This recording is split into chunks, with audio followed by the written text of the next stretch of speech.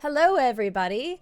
It is a new week, so it is time to dive into a new episode of The Witcher Netflix. So every week I am looking at a new episode of The Witcher Netflix and just talking about it from my own perspective, sharing some of my thoughts and observations that I had about each episode. For those of you who don't know me, I am an avid Witcher fan. I've read the books, I've played the games. I like to dive a bit deeper into the lore, and I just find the universe really fascinating, and that's why I want to talk about it with you all on the internet, on YouTube. So let's go ahead and dive into episode 2, 4 Marks.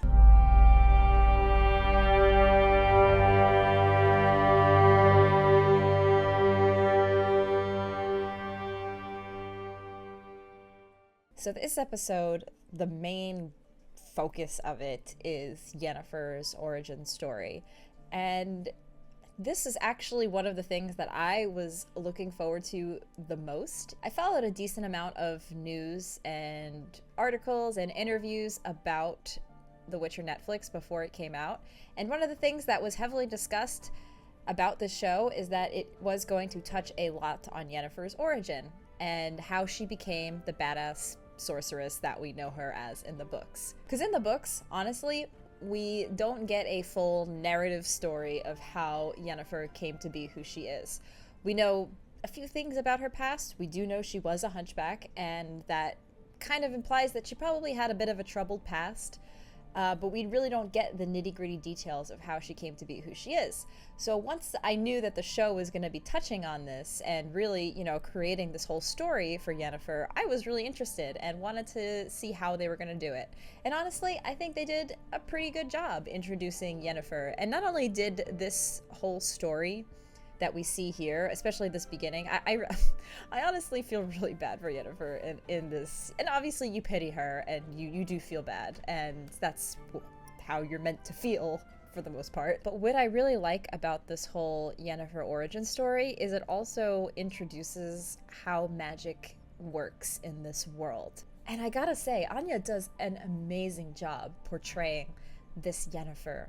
It's so tragic, sad, you pity her in a lot of ways, and it's just, honestly, they did a tremendous job at all of this. She did, as an actress, and the writing and everything, I thought was really, really good for this entire thing. So this episode is also where they really start jumping between these 3 different timelines following the 3 main characters. So we get Geralt Story, we get Yennefer Story, and now we're really getting Ciris Story after she leaves Cintra. I have my thoughts on the entire Ciri plotline in this show. I think that it wasn't the strongest of the 3 storylines, but I also think it was somewhat necessary to have. If you watch my video on episode 1, I do like that it starts with the fall of Cintra. I find that to be a very strong opening for the show. But then it kind of dies down a little bit for Ciris Story, because honestly there's really not much going on for her other than her running through the woods. I'm going to compare the show a little bit to Game of Thrones, and I know that there are some people who absolutely hate comparing The Witcher Netflix to Game of Thrones, so please, don't close out of the video, don't hate me for this, but some of the Ciri plotline reminds me of early Jon Snow storyline in Game of Thrones, where it's basically just him walking. It's like the Jon Snow walking. This is the Ciri running arc, where we just have her running through the woods. I think it's important to get a little bit of character development for Ciri, because I feel like if they just introduced her, because she is a very important part of the entire show, and then we never really saw her again until later on when Geralt reunites with her, it would really not be as strong. We would not have the same connection to Ciri that we do when we see her, struggling through the woods, trying to make her way. There were some things that I obviously have complaints about in later episodes that we can talk about later, but I still find that her storyline is important to have as a show, because you need to connect to Ciri as a character. And then we get Geralt's story. That's the third story to be introduced in the show. So we start with Yen, then we get a little bit of Ciri, and then we move on to Geralt. And this is where he meets Jaskier, or Dandelion. So this story follows The Edge of the World, which is one of the short stories in the Last Wish book. And it actually happens to be a short story very near and dear to my heart for reasons. Basically, everybody loves Jaskier and Geralt, and this is their amazing introduction, and it is really great.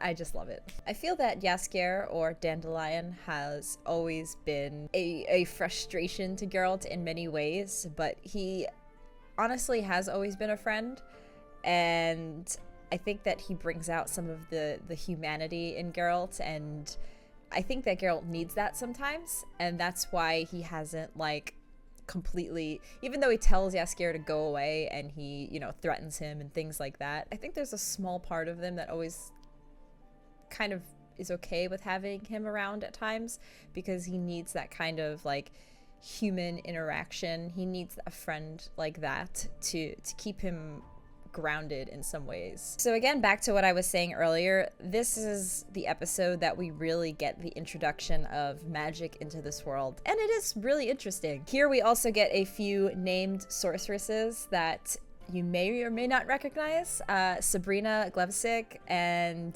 Frigilla Vigo. It's a nice little node to these popular sorceresses in the stories, and we get to see them here in Aretuza training with Yennefer. I love the term that Tissaia uses to describe magic users, these conduits of chaos. In the books, they use the term source, so basically any person who has magical powers within them, or is, you know, has an affinity for magic, is a source. I find it interesting the way they present magic within the show is that it's kind of like this balance thing where you can't just cast a spell, you essentially need to sacrifice something to cast it. That's not the way that it's introduced in the books per se, but it's cool for the show, and the way it's presented here in this school for sorceresses is kind of a unique thing, and I like it. All right, so let's jump back to the Geralt storyline for a little bit.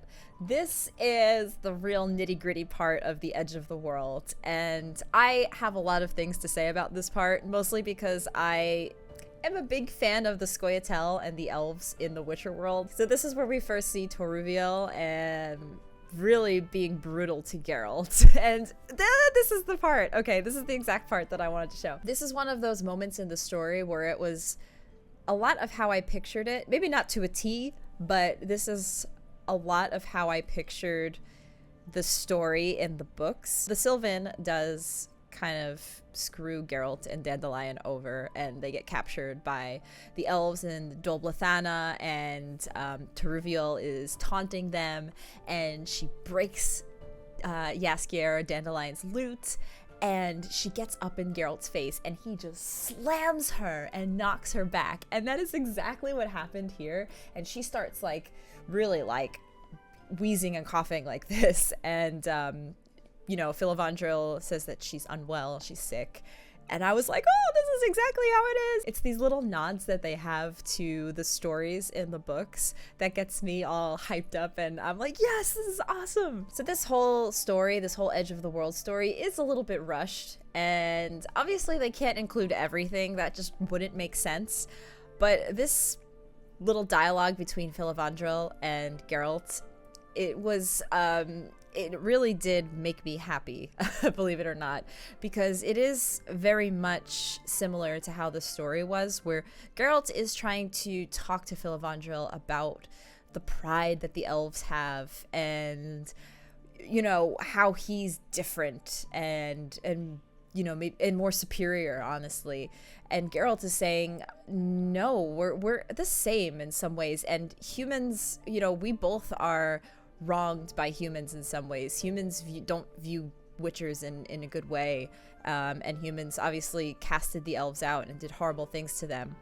And so, you know, the two of them are having this debate in the book, and they also have this debate in the episode, and it's a story that I really like, because I find the story of the elves and how you know, the humans like wipe them out. It's a very typical like humans versus elves story, but I personally I just eat that up. Anytime that they come up in the books, I'm just, oh yes. This is definitely an abridged version of the story, but I think that they get like the big key points of the story in there, and that's really all you need. So if you're watching this and you haven't read the story and you want a little insight, because I'm just gonna go off because this is my favorite part of the lore of The Witcher. So Geralt has this whole talk with Filavandrel and doesn't fully convince him, and Filavandrel's like, this is the only way, I have to kill you guys.